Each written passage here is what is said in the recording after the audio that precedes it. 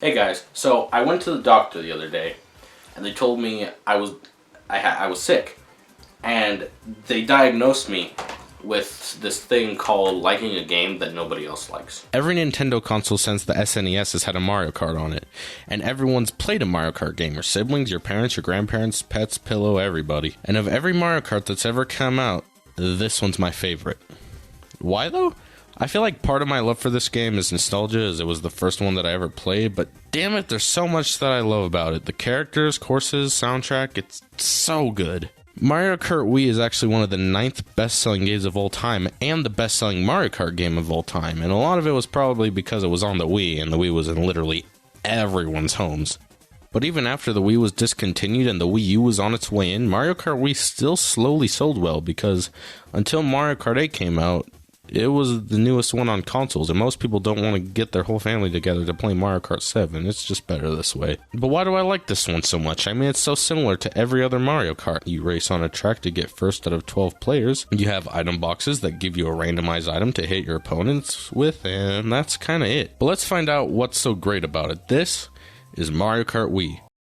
Okay, starting this up, we have an awesome cinematic intro. No other Mario Kart has that. And then there's a file select screen, and I really like how they made each file look like a driver's license. It's such a neat touch. First, let's talk about the characters. We have a pretty good starting roster. All the mainstays you'd want are here, and you even get a new one to start with, Baby Peach.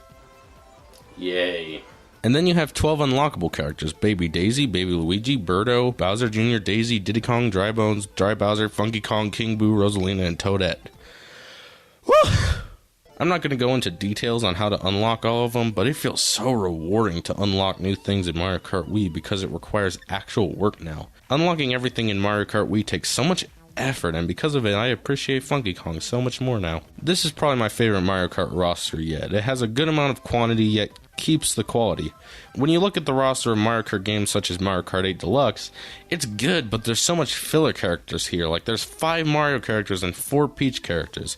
This is just much better. Next, let's talk about the courses. You have the basic 8 cups, half of them being older tracks from previous games, but then the other half are all new tracks. To start, you have the Mushroom Cup with Luigi Circuit, which is a pretty basic Mario Kart track, Moo Moo Meadows, which is also simple, but it's on a farm. Mushroom Gorge is really fun. You bounce off mushrooms.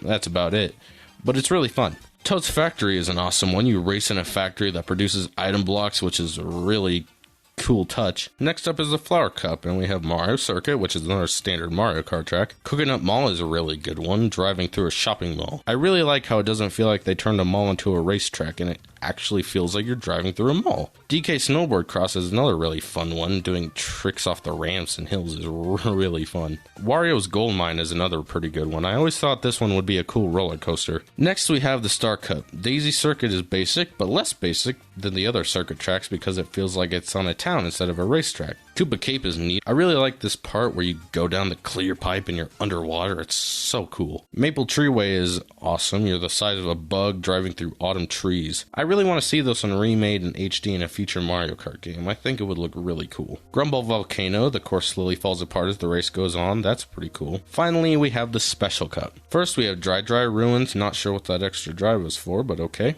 It's a fairly standard desert course, not much to say. Next is Moonview Highway, which is kind of a reimagining of Toad's Turnpike from Mario Kart 64, but I'd argue this one's better. Next is Bowser's Castle, and this is probably my favorite Bowser's Castle course ever.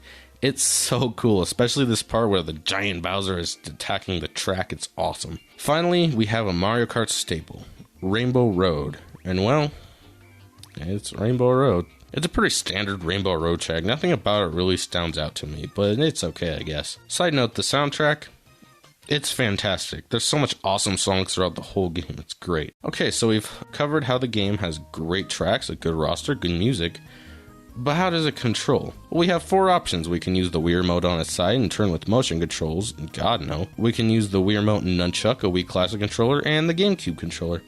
I always prefer to use the nunchuck. It just feels best to me. I'm not a fan of the motion controls, and the way they are laid out, the buttons on the classic controller don't feel right to me. Like, for example, to do tricks off ramps, you have to push the D-pad. Why don't you just push one of the triggers or something? Overall though, the game controls pretty well, but there's one thing that really made this Mario Kart stand out from the rest.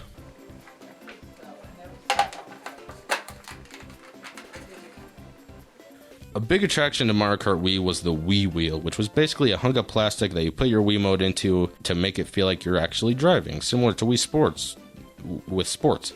What new items does the game have? We have 2, the Mega Mushroom and Pow Block. The Mega Mushroom's fun. It turns you really big and it makes you able to crush your opponents. I wish it lasted a little longer though.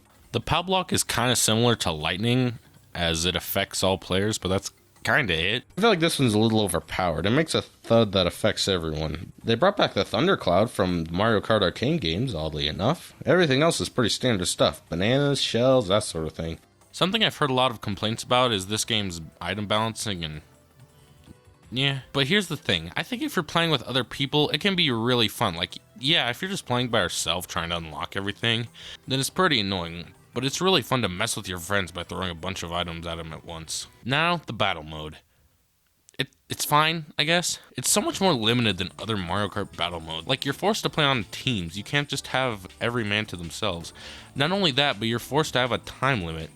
A part of why they did this was the online mode, because you don't want to have infinite time limit for online mode, obviously. But why don't you just keep that on the online mode? I do have to give credit to the battle courses, however. They're not really anything special or mind-blowing, but it's a pretty good selection in my opinion. While the mode can be some decent fun, it kinda sucks compared to the other Mario Kart battle modes. So that's Mario Kart Wii, and honestly, looking back at it, it's a pretty standard Mario Kart game. So why do I look back at it so fondly as my favorite Mario Kart? Well, it has a great character roster, great stages, great music, and on top of that, the nostalgia of it being the first one that I ever played. Mario Kart Wii has its problems, but to me, it will always be the best Mario Kart.